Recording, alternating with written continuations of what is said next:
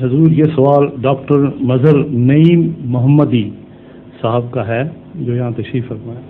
Doctor نعیم محمدی صاحب تشریف. حضور ان کا سوال ہے کہ آپ نے تصویر لے لی تھی ان کی؟ دوبارہ کھڑے ہو جائیں.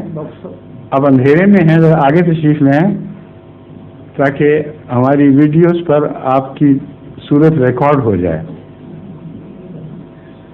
ہم اپنی خاطر یہ عرض کر رہے ہیں کیونکہ پھر دیکھنے والے سمجھتے ہیں کہ واقعتاً ایک آدمی تھا اس شکل صورت کا جس نے سوال کیا تھا. ہو گیا؟ حضور ان کا سوال ہے کہ حضرت محمد مصطفیٰ صلی اللہ علیہ وسلم شب معراج کے مطابق آسمان پر گئے تھے تو اپنے جسم مبارک کے ساتھ گئے تھے جو آپ کے پچھلے سوال کے مطابق کسی انسان کے لیے ممکن نہیں. وضاحت سے بیان فرمائیں. شکریہ. میرے نزدیک قرآن کریم نے پہلے ہی سوال کا جواب وضاحت سے دے دیا ہے کہ آپ جسم مبارک سمیت آسمان پر نہیں گئے تھے بلکہ یہ ایک روحانی سفر تھا. چنانچہ فرمایا ما کذب الفؤاد ما رأى کہ دل نے جھوٹ نہیں بولا جو اس نے دیکھا. تو دل کا سفر روح کا سفر ہے اصل میں.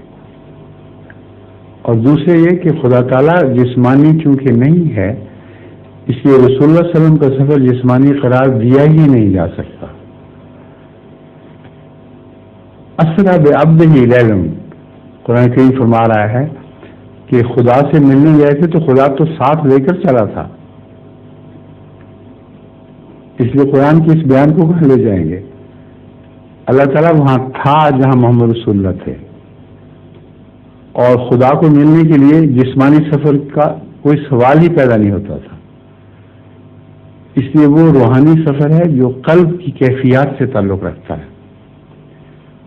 میرے نزدیک اور جماعت احمدیہ کا یہی عقیدہ ہے کہ قلب محمد مصطفیٰ صلی اللہ علیہ وآلہ وسلم ہی وہ سب سے بلند ترین ایک یہ کہنا چاہیے کہ قلب محمد مصطفیٰ صلی اللہ علیہ وسلم ہی وہ عرش عظیم ہے جس پر خدا کا نزول ہوا.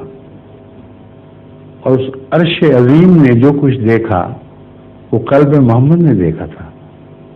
جیسا کہ فرمایا ما کذب الفؤاد ما رأى اور یہی معراج ہے. شکریہ. ظہور مہدی آخر زمان